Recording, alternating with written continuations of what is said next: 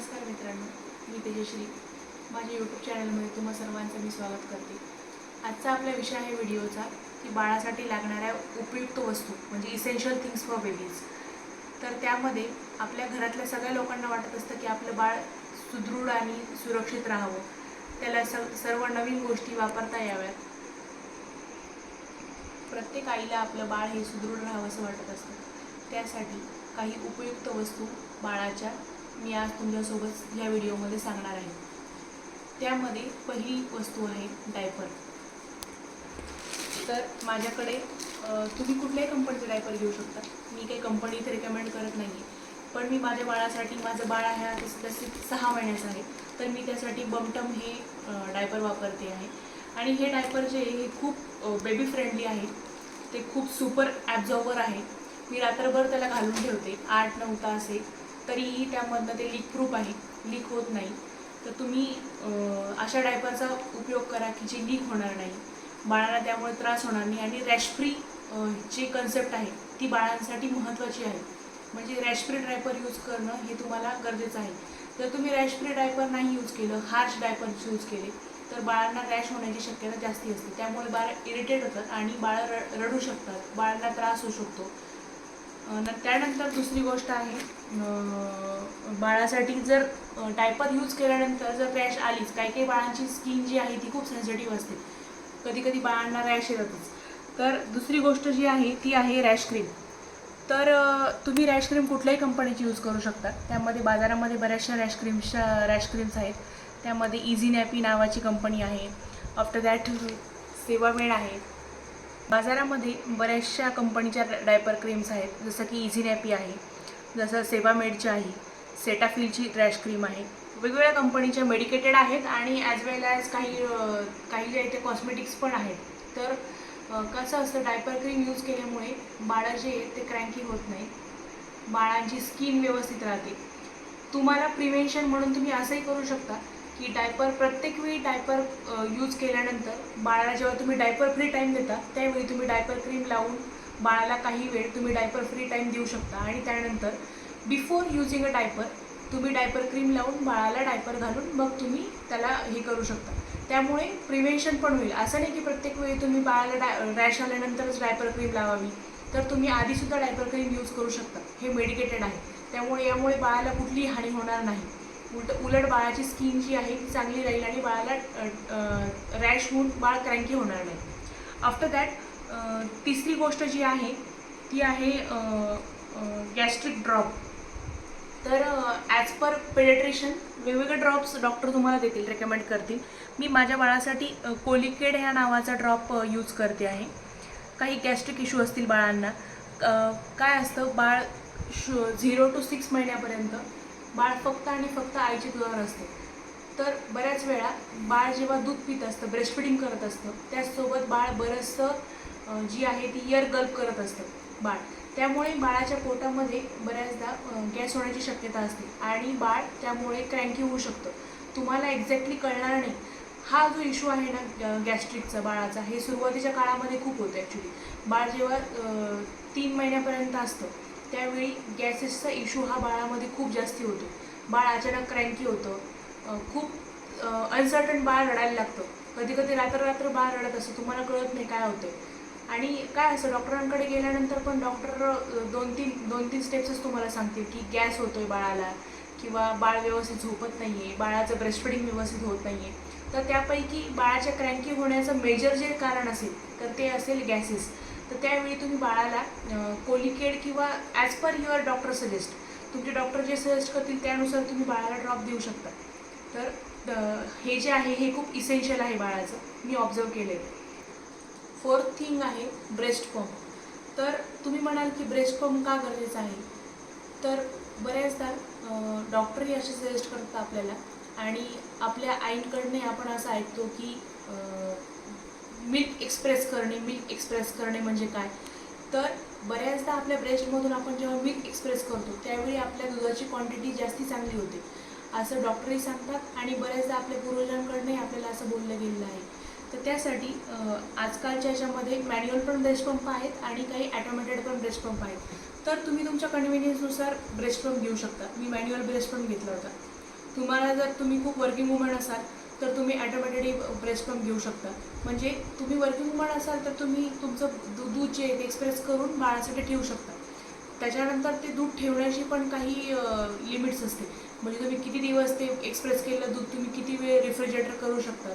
फ्रीजमध्ये ठेवून तुम्ही त्याला परत गरम करून आपल्या बाळाला देऊ शकता. तर असं दूध दिलंच चालतं. कधी कधी काय होतं की आपल्याला बाळापासून कधी कधी लांब लावावं लागतं. म्हणजे आपल्याला काही वस्तू घ्यायच्या असतील किंवा आपल्याला बाहेर जायचं असेल तर आपण आपलं बाळ आपल्या कुटुंबाकडे ठेवून जातो. तर त्यावेळी हा ब्रेस्ट पंप खूप युजफुल असेल. म्हणजे आपल्या एक्स्ट्राचा सुद्धा आपण मिल्क ब्रेस्ट पंपमधनं काढू शकतो आणि बाळाला आपल्या देऊ शकतो. Number 5 and the most essential things is baby wipes. तर बाजारामध्ये बऱ्याचशा कंपनीच्या बेबी वाईप्स आहेत. त्यामध्ये तुम्ही बेबी वाईप सिलेक्ट करताना अशी बेबी वाईप सिलेक्ट करा की ज्यामध्ये वॉटर कंटेंट बाळाचे हे जास्ती असतील बाळासाठी. म्हणजे त्यामध्ये विटॅमिन ई असेल. पण कसं असतं बाजारामध्ये बेबी वाईप्स जे आहेत ते डेडिकेटेडली बेबीच्या स्किनसाठी बनलेले आहेत. तर तुम्ही असेच बेबी वाईप्स वापरा. ते तुम्ही बाळाची पॉटी साफ करण्यासाठी, बाळ जर तुमचं ओमिट करत त्यासाठी, किंवा तुम्ही कुठे आउटसाईड ट्रॅव्हल करत असाल तेव्हा पण ते खूप हँडी आहेत आपल्याला. ॲज वेल ॲज आपण कॉटनचा रुमाल पण यूज करू शकतो. पण कसं आहे आपण ट्रॅव्हल करत असताना आपल्याला हँडीसाठी आपण बेबी वाईप्स हे यूज करू. He is a best option. तर माझ्याकडे हे ओयो बेबीचं मी घेतलेलं आहे. 72 वाईप्सचं पॅक आहे. ह्या सगळ्या ज्या गोष्टी आहेत तुम्हाला मी सांगते त्या इझिली तुम्हाला ॲमेझॉनवर, फ्लिपकार्टवर किंवा फर्स्ट ट्राय कुठल्याही वेबसाईटवर इझिली मिळून जातील. आणि तुम्हाला जर हवं असेल तर तुम्ही प्लीज मला कमेंट करा डिस्क्रिप्शन बॉक्समध्ये. मी तुम्हाला या सगळ्यांची लिंक मी तुम्हाला डिस्क्रिप्शन बॉक्समध्ये देते. त्यासाठी मला तुम्ही कमेंट करा. After that the next thing is vitamin D drop. हे जे आहे तुमच्या डॉक्टरांनी सजेस्ट करेल तसं तुम्ही देऊ शकता. तर तुम्ही म्हणाल की व्हिटॅमिन डी हा ड्रॉप का इम्पॉर्टंट आहे. तर बाळ जन्मल्यानंतर, बाळ जन्मजात झाल्यानंतर बाळाला बऱ्याचदा कावीळ डायग्नोस होते. कधी कधी काही बाळांना 10 दिवसामध्ये होते, काही बाळांना 3 दिवसामध्ये होते. तर बाळाला कावीळ डिटेक्ट होऊ नये त्यासाठी व्हिटॅमिन डी हे खूप इम्पॉर्टंट रोल प्ले करते. तुम्ही हे रोज सकाळी द्या. ॲज वेल ॲज तुम्ही आर्टिफिशियल हे औषध पण द्या आणि तुम्ही सनलाईटमध्ये पण बाळाला ठेवा. सकाळच्या कोवळ्या उन्हामध्ये बाळाला ठेवा. त्यामुळे तुमच्या बाळाची इम्युन सिस्टीम जी आहे ती खूप स्ट्रॉंग होईल. आणि नंतरचं बेनिफिट असं म्हणता येईल की तुम्हाला बाळाचं टिथिंग जे आहे ते टिथिंग प्रोसेससुद्धा या व्हिटॅमिन डी ड्रॉपमुळे बिल्टअप होईल. बाळाला त्रास होणार नाही जास्त. आणि सगळ्यात मेजर रोल जो आहे व्हिटॅमिन डीचा तो आहे की बाळाची इम्युन सिस्टीम स्ट्रॉंग करणे. त्यामुळे तुम्ही तुमच्या डॉक्टरांचं सजेशन घेऊन तुमचे डॉक्टर जे रेकमेंड करतील तुम्हाला तो व्हिटॅमिन डीचा ड्रॉप तुम्ही घेऊ शकता. त्यानंतर माझ्या बाळाला मी कॅल्शियमचा पण ड्रॉप देते. कॅल्शियममुळे काय होतं की बाळांची जे बोन्स असतात, आईच्या दुधातनं बाळाला कॅल्शियम भेटत असतं. पण काही दिवसानंतर असं होतं की बाळांची कॅल्शियमची कमतरता ही आईच्या दुधापासून पूर्ण भरून निघत नाही. तर त्यामुळे तुम्ही कॅल्शियमसुद्धा ॲडिशनल सप्लिमेंट म्हणून कॅल्शियम पण देऊ शकतात.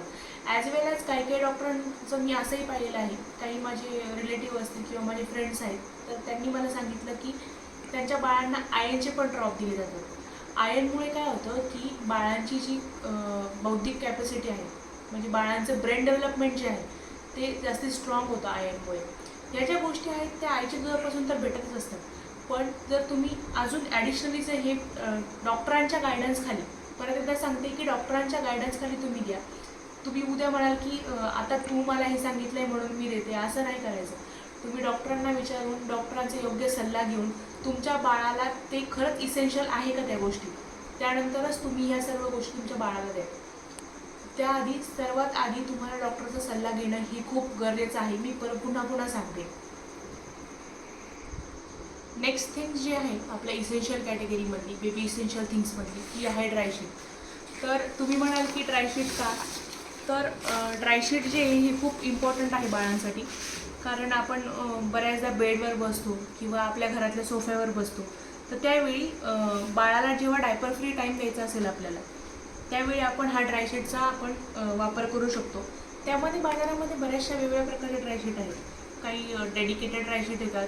परत मी तर असेही प्रकार पाहिले आहेत की ते पूर्ण बेडला कवर्ड पण ड्रायशीट आलेले आहेत आता. As well as the plastic dry sheet too. त्यानंतर बरेचसे असे ड्रायशीटचे प्रकार आहेत. तुम्ही कन्व्हिनियन्सनुसार तुम्हाला जे ड्रायशीट असेल ते घेऊ शकता. मी खूप बेसिक प्रकारचं घेतलं आहे, तुम्ही पाहू शकता. एकदम प्लास्टिकचं असं बेसिक ड्रायशीट आहे. म्हणजे आता माझं बाळ जे आहे ते 6 months प्लस आहे, तर त्यामुळे मी हे ड्रायशीट फक्त तिला मसाज करताना किंवा तिला जेव्हा डायपर फ्री टाईम मला जेव्हा द्यायचा असेल किंवा मी कधी कुणाकडे गेले, बाहेर कुठे गेले मी, त्यावेळी तिचं डायपर चेंजिंगसाठी त्यावेळी मी हे ड्रायशीट यूज करते. तुम्हाला म्हणजे हे मस्ट आहे. मी सांगते तुम्हाला हे ड्रायशीट जे आहे तुम्ही घ्यायला पाहिजे मला असं वाटतं. कारण काय होतं, सुरुवातीच्या काळांमध्ये बाळ जे खूप कॉन्स्टंटली पॉटी आणि सुसू त्यांचं हे सगळं प्रकार चाललेले असतात. त्यामुळे the dry sheet is a most essential things for the baby products. त्यानंतर आपल्या व्हिडिओची लास्ट थिंग आहे ती म्हणजे बेबी फिडिंग पिलो. तर बाजारामध्ये बरेचसे फिडिंग पिलो अवेलेबल आहेत. यू शेप असतील, सी शेप्स असतील. जसं की आपण मॅटर्निटी पिलो वापरतो त्याप्रमाणे ही फिडिंग पिलो आहेत. हे फिडिंग पिलो अतिशय गरजेचे आहेत. मी तुम्हाला सांगते, हे फिडिंग पिलो तुम्ही जे आहे ना प्रेग्नेन्सीची जेव्हा बॅग तयार करतात त्याचवेळी तुम्ही हे घ्या. कारण जेव्हा आपण आपली डिलिव्हरी होते त्यावेळी आपल्याला उठून बसता येत नाही, बाळाला व्यवस्थित फीड करता येत नाही, आपल्याला हातामध्ये धरता येत नाही, तेव्हा हे फिडिंग पिलो खूप इसेन्शियल आहे. मी माझ्या स्वतःच्या अनुभवावरून सांगते. जेव्हापासनं बाळ जन्माला आलं त्या दिवसापासून मी आत्तापर्यंत हा फिडिंग पिलो वापरते आहे आणि मला त्यामुळे अजिबात बॅक पेनचा त्रास होत नाही. एक व्यवस्थित एक सपोर्ट असतो आपल्या बॅकला. ॲज वेल ॲज आपण बेबी पण इझिली हँडी इथं कॅरी करू शकतो आणि बाळाला दूध पाजू शकतो. तर त्यामध्ये वेगवेगळ्या ब्रँडचे फिडिंग पिलो आहेत. बेबी हग असेल किंवा अजून ॲमेझॉन, फ्लिपकार्टवर बरेचसे ब्रँड्स अवेलेबल आहेत तुमच्या कन्व्हिनियंटनुसार. आणि त्यामध्ये वेगवेगळे सायझेस पण आहेत. एक्सेल असेल, लार्ज असेल. तुम्ही ते बाळांच्या एजनुसार, एज ग्रुपनुसार आणि तुमच्या बाळाच्या वेटनुसार तुम्ही ते फिडिंग पिलो सिलेक्ट करू शकता. तर तुम्ही म्हणाल की फिडिंग पिलोचा वापर काय, तर बाळाला एलिव्हेटेड पोझिशनमध्ये आपण दूध पाजू शकतो. तर मी तुम्हाला दाखवते की बाळाला कसं करायचं. हे जे आहे इथं वेलक्रो आहे, हे वेलक्रोने इथं लावून टाकायचं आणि तुमच्या बाळाला जे आहे ना इथे घ्यायचं. असं मागणं तुम्ही पाहू शकता, मागणं मला व्यवस्थित बॅकला सपोर्ट झालेला आहे. तुमचं सी सेक्शन झालेलं असू दे, नॉर्मल डिलिव्हरी झालेलं असू दे, कधी बाळाला रात्र बसून दूध पाजावं लागतं. पहिल्या काही दिवसांमध्ये बाळ किती वेळा फीड करेल, किती वेळा फीड घेईल हे तुम्ही सांगू शकत नाही की किती वेळा बाळ उठेल रात्री, किती वेळा फीड मागेल. तर त्यावेळी तुम्हाला ही फिडिंग पिलो जे हे खूप म्हणजे तुम्हाला खूप गरजेची गोष्ट आहे. मी तुम्हाला सांगते, तर हे फिडिंग पिलो मस्ट बाय आहे. तर मित्रांनो, ही होती काही बाळांची काळजी घेण्याची आवश्यक असलेल्या काही इसेन्शियल गोष्टी. तर तुम्हाला ही माहिती आवडली असेलच. तुमच्या बाळासाठी योग्य इसेन्शियल गोष्टी निवडण्यासाठी यातनं तुम्हाला नक्कीच मदत होईल अशी मी आशा करते. आणि यानंतर पण तुम्हाला जर काही व्हिडिओ पाहिजे असतील, काही नवनवीन गोष्टी तुम्हाला जर एक्सपिरियन्स करायच्या असतील किंवा तुम्हाला काही सजेशन द्यायचे असतील तर तुम्ही ते मला कमेंट बॉक्समध्ये देऊ शकता. जर तुम्हाला ही माहिती आवडली असेल तर कृपया माझ्या चॅनलला सबस्क्राईब करा. कमेंट बॉक्समध्ये मला सांगा की अजून तुम्हाला कुठल्या नवीन गोष्टींवर तुम्हाला माहिती ऐकायला आवडेल. माझ्याकडे बरेचसे विषयच आहेत. म्हणजे तुम्ही न्यूबॉर्न बाळासाठी मी आता ह्या सगळ्या गोष्टी ज्या आहेत ना त्या न्यूबॉर्न बाळासाठी सांगितले. आफ्टर दॅट 6 month प्लस बाळासाठी पण काही इसेन्शियल गोष्टी आहेत, त्याचा व्हिडिओ मी लवकरच घेऊन येईन. अजून तुम्हाला काही नवीन विषयांबद्दल तुम्हाला जर काही माहिती हवी असेल तर तुम्ही ते पण मला कमेंट बॉक्समध्ये सांगा. मी नक्कीच नवीन व्हिडिओ घेऊन येईल. आशा करते तुम्हाला हा व्हिडिओ नक्कीच आवडला असेल. चॅनलला सबस्क्राईब करा आणि बेल आयकॉन हिट करा. थँक्यू सो मच माझा व्हिडिओ पेशन्सली पाहिल्याबद्दल. थँक्यू.